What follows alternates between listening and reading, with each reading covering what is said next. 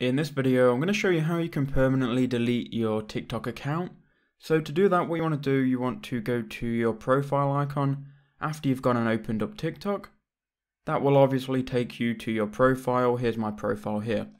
So what you want to do next is you want to go to the three lines in the top right hand corner and then go to manage account once you're here. So when you're here, you'll see some settings, but the one we want is delete account, which is going to be at the bottom. So go ahead and click on that and it will load a new window. So now it's going to tell you some more information about deleting your account. It basically says that you have 30 days to re-log into your account. If you don't re-log in 30 days, then your account will be permanently deleted.